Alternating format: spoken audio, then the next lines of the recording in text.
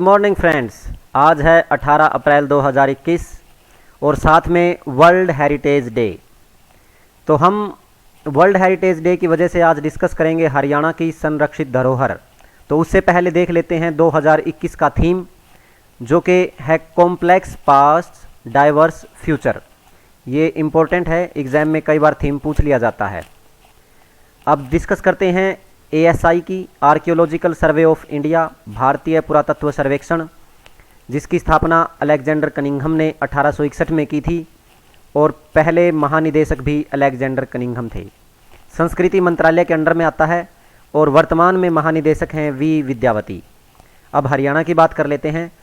पुरातत्व और संग्रहालय, ये मंत्रालय है श्री अनूप धानक जी के पास और 1972 से पहले शिक्षा मंत्रालय के अंडर आता था। 1972 से इसको अलग से मंत्रालय बना दिया गया। निदेशक हैं इसके डायरेक्टर श्री महावीर सिंह। अब बात कर लेते हैं हरियाणा की धरोहरों की। तो सबसे पहले पंचकुला से शुरू करते हैं। पंचकुला में हैं 3 संरक्षित धरोहर, जिनमें है भीमा देवी मंदिर, तकिया बनवा फ़कीर दरगाह और नाहन कोठी। भीमा देवी मंदिर वेरी इंपॉर्टेंट है। ये 9वीं से 12वीं शताब्दी का माना जाता है और पंचायतन शैली में इसका निर्माण हुआ है। इसको उत्तर भारत का खजुराहो कहा जाता है, क्योंकि खजुराहो के मंदिर भी पंचायतन शैली में बने हुए हैं और उसी शैली में भीमा देवी मंदिर का निर्माण हुआ है। 1254 में नसीरुद्दीन महमूद ने इसको नष्ट कर दिया था और जो अवशेष बचे उनको सहेज कर रखा गया और बाद में हरियाणा सरकार द्वारा 2008 में इसको विश्व धरोहर में शामिल कर लिया गया। नाहन कोठी की बात करते हैं। 153 वर्ष पुरानी है। महाराजा सिरमौर के पुत्र सुरजन सिंह और बीर सिंह ने इसको बनवाया था। अंबाला डिस्ट्रिक्ट की बात करते हैं। एक ही संरक्षित धरोहर है, ईसाई कब्रिस्तान। ये लगभग 23 एकड़ में फैला है और 2007 में इसको भी संरक्षित धरोहर हरियाणा सरकार द्वारा घोषित कर दिया गया था। ऐसा माना जाता है ये एक पर्यटन स्थल के रूप में उभरेगा, क्योंकि विदेशों से आने वाले ईसाई अंग्रेज़ अपने पूर्वजों की याद में उनको तलाशते हुए इस जगह पर ज़रूर घूमने आएंगे, ऐसा सरकार को उम्मीद है। तो इसको संरक्षित धरोहर में भी शामिल कर लिया गया है।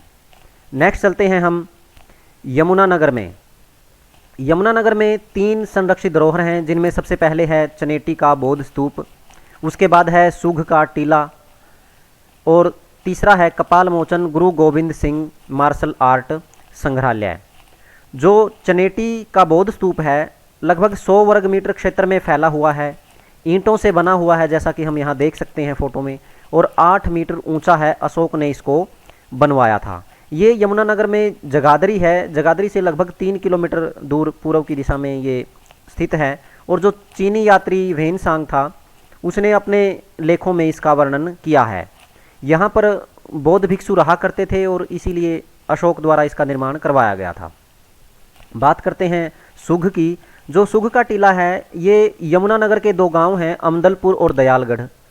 उन दोनों गांवों की सीमा में आता है सुघ का टीला। यहाँ से प्राचीन अवशेष प्राप्त हुए हैं, जो अवशेष लगभग 5 BC से 12 AD तक, यानी कि ईसा से पूर्व 5वीं सदी से लेकर ईसा के बाद 12वीं सदी तक के यहाँ पर अवशेष मिले हैं। ऐसा माना जाता है कि इतना प्राचीन ये स्थल है, जो कि सुघ का टीला है।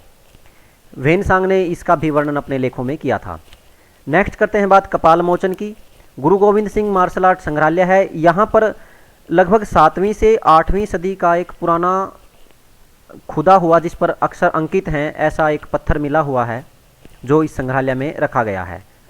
2011 में इसको भी संरक्षित धरोहर में शामिल कर लिया गया था। इन सारी संरक्षित धरोहरों के बारे में ज़्यादा कुछ नहीं पूछा जाएगा, सीधा सा क्वेश्चन पूछा जाएगा एग्ज़ाम में, ये धरोहर किस शहर में है, किस जगह से संबंधित है, या फिर इस शहर में कौन सी संरक्षित धरोहर है। तो सीधा सा ऐसा क्वेश्चन बनेगा। हमको ज़्यादा डिटेल में इनके जाने की ज़रूरत नहीं है, सिर्फ ये याद रखना है यमुनानगर में 3 है, पंचकुला में 3 थी, अंबाला में 1 है और आगे कुरुक्षेत्र में भी 3 संरक्षित धरोहर हैं। बात करते हैं कुरुक्षेत्र की। तो प्राचीन शिव मंदिर है पेहवा में, विश्वामित्र का टीला है जो कि पेहवा में है, और बौद्ध स्तूप है थानेसर में। विश्वामित्र का जो टीला है, इसमें प्राचीन विष्णु मंदिर के अवशेष प्राप्त हुए थे। गुर्जर प्रतिहार काल के 8वीं से 11वीं शताब्दी के 2 शिलालेख भी मिले थे।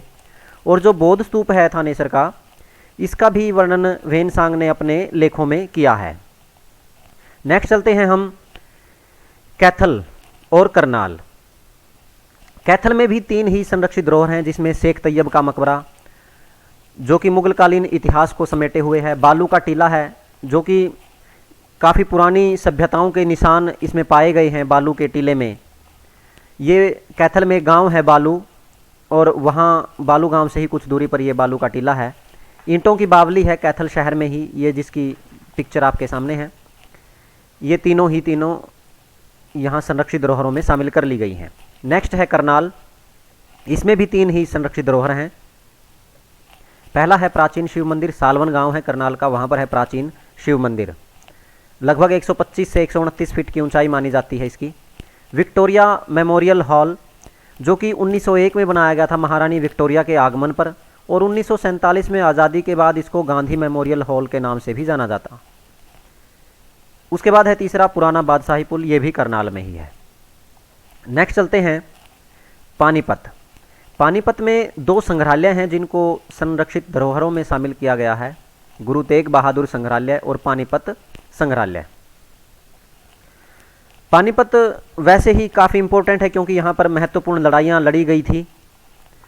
और जींद की बात करते हैं, जयंती पुरातत्व संग्रहालय। ये जयंती देवी पांडवों की देवी हुआ करती थी, उनकी पूजा करके पांडव युद्ध में उतरते थे, और उसी के नाम पर इसका नाम जींद पड़ा था, जयंती से धीरे धीरे परिवर्तित होकर।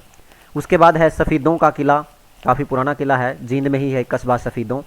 किरसोला गांव है जींद में, किरसोला का टीला, यहाँ से भी हड़प्पा कालीन अवशेष मिले हैं। और दरोद खेड़ा, यहाँ से 2020 में ही अवशेष मिले थे, तो इसको भी संरक्षित धरोहरों में शामिल कर लिया गया। नेक्स्ट चलते हैं फतेहाबाद। फतेहाबाद में काफ़ी इम्पोर्टेंट गांव हैं, भिड़ाना और कुणाल, दोनों ही गांव वेरी वेरी इम्पोर्टेंट हैं। और कर्णकोट है भट्टू गांव में। जो भिड़ाना गांव है फतेहाबाद का, यहाँ से 2003-04 में यहाँ पर खुदाई की गई थी और की खोज हुई थी। मोहनजोदड़ो जो शहर था, वहाँ की एक कांस्य की नर्तकी की नकल थी, एक बर्तन पर उकेरी गई थी जो कि यहीं से प्राप्त हुई थी, इस भिड़ाना गांव से। और नवपाषाण युग में माना जाता है कि भिड़ाना एक छोटा सा गांव था, और ताम्रपाषाण युग में यहाँ पर नगर व्यवस्था आई, और कांस्य युग के आते आते ये राखीगढ़ी, मोहनजोदड़ो, सुमेर, ये सभी अपने समकालीन महानगरों की तरह एक समृद्ध महानगर बन गया था भिड़ाना गांव। आगे चलते हैं, हम गुरुग्राम की बात करते हैं। गुरुग्राम में शीश महल फर्रुख नगर में है, लाल गुंबद है और कुतुब खान की मस्जिद है। जो शीश महल है ये मुग़ल शासक ने अपनी रानी के लिए बनवाया था, फौजदार खान था, उनके द्वारा बनवाया गया। 1711 ईस्वी में इसको बनवाया गया था। ये लाल बलुआ पत्थर से और लाखोरी ईंट थी, और झज्जर से स्टोन मंगवाया गया था, उनसे मिलकर इसका निर्माण करवाया गया। और इसमें खुफिया सुरंग भी कहा जाता है कि थी। और ये खुफिया सुरंग तो जितनी भी ऐतिहासिक इमारतें हैं लगभग सभी में मिल जाती है।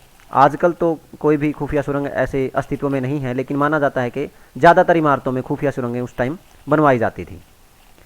नेक्स्ट चलते हैं फतेहाबाद और गुरुग्राम के बाद पलवल।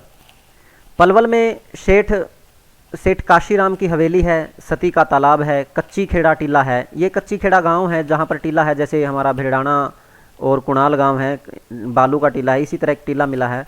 पुरानी कचहरी है और प्राचीन गुंबद है। इनमें से जो सेठ काशीराम की हवेली है उसका निर्माण माना जाता है 1754 से 1764 ईस्वी के बीच। ये भरतपुर के राजा सूरजमल के ससुर होते थे काशीराम, उन्होंने निर्माण इसका करवाया था। और काफ़ी शानदार हवेली है, अच्छी स्थिति में भी है ये, इसीलिए इम्पोर्टेंट है, सरकार ने इसको धरोहर में शामिल कर लिया है। नेक्स्ट चलते हैं नूह का। नूह में है शेख मूसा की दरगाह और देहरा मंदिर। जो शेख मूसा की दरगाह है ये काफ़ी प्रसिद्ध दरगाह है और लगभग 800 वर्ष पुरानी है। इसमें 2 मीनार हैं शेख मूसा की दरगाह। ऐसा कहते हैं कि एक मीनार को अगर हिला दिया जाता है तो लगभग 5 से 10 सेकंड के बाद दूसरी मीनार भी स्वयं हिलने लग जाती है कुछ ही सेकंड के बाद। और ये काफ़ी पहेली बनी हुई है। ये तो खैर एक रिसर्च का विषय है, लेकिन हमको अगर इस तरह के फैक्ट मिलते हैं तो याद रखने में काफ़ी आसानी रहती है। नेक्स्ट चलते हैं हम पलवल और नूह के बाद बात करते हैं रोहतक। रोहतक में है सर छोटू राम संग्रहालय, इसको भी संरक्षित धरोहर में शामिल किया गया है। और उसके बाद है भिवानी, लोहारू का किला। ऐसा माना जाता है 1803 से इसका निर्माण शुरू हुआ था और 1833 में इसका निर्माण पूरा हुआ था और लोहारू के नवाबों ने इसको बनवाया था। इसके बाहर किले के थोड़ी सी दूरी पर ही पहले मिट्टी की दीवारें बनवाई गई थी ताकि तोप के गोलों का असर इस पर ना हो। नेक्स्ट चलते हैं हिसार में, जहां पर जहाज कोठी और चहार कुतुब दरगाह, ये 2 संरक्षित धरोहर हैं। ये जहाज जो कोठी है इसका नाम पहले जॉर्ज कोठी होता था। ये है जॉर्ज कोठी। जॉर्ज थॉमस इसमें रहा करते थे और बाद में इसका नाम बदलकर धीरे धीरे समय के साथ साथ जहाज कोठी हो गया। नेक्स्ट चलते हैं महेंद्रगढ़। हरियाणा में सबसे ज़्यादा जो संरक्षित धरोहर हैं वो महेंद्रगढ़ में हैं। और इनकी बात करते हैं तो त्रिपोलियो गेटवे, शोभा सागर सरोवर, राय मुकुंद दास की छतरी, पीर तुर्कमान का मकबरा, शाह निज़ाम का मकबरा, मिर्ज़ा अली जान की बावड़ी और चोर गुंबद। ये इम्पोर्टेंट हैं क्योंकि सबसे ज़्यादा हैं महेंद्रगढ़ में संरक्षित धरोहर। तो इनमें चोर गुंबद की बात करें तो नारनौल में उत्तर पश्चिम दिशा में ऐतिहासिक स्मारक चोर गुंबद है। जमाल खान नामक एक अफगान ने अपनी ही समाधि के रूप में इसको बनवाया था चोर गुंबद को। चोर इसलिए कहा जाता है क्योंकि बाद में फिर ये सुनसान होने की वजह से चोरों का निवास स्थान बन गया था, इसलिए इसका नाम बाद में चोर गुंबद पड़ गया था। जो राय मुकुंदास की छतरी है या राय मुकुंदास का छत्ता बोल देते हैं, बिरबल का छत्ता भी बोलते हैं, ये शाहजहां के शासनकाल में नारनौल के दीवान थे राय मुकुंद दास, उन्होंने इसका निर्माण करवाया था। मुगलकालीन ऐतिहासिक इमारतों में से है कि ये, और वैसे बिरबल से इसका संबंध नहीं है, लेकिन नाम इसका पता नहीं किस वजह से हर जगह पर दिया गया है कि राय मुकुंद दास का छत्ता भी कह देते हैं और बिरबल का छत्ता भी, लेकिन जो अकबर बिरबल थे उनसे इसका कोई संबंध नहीं है। तो ये थे हमारे आज के हरियाणा के संरक्षित धरोहर। उम्मीद है ये चीज़ें आपको समझ में आई होंगी और वीडियो पसंद आई होगी। अगर वीडियो पसंद आई है तो इसको लाइक और शेयर ज़रूर करें, चैनल को सब्सक्राइब करें। कल फिर मिलते हैं नई जानकारी के साथ, तब तक के लिए हंसते रहिए, मुस्कुराते रहिए। Thank you so much.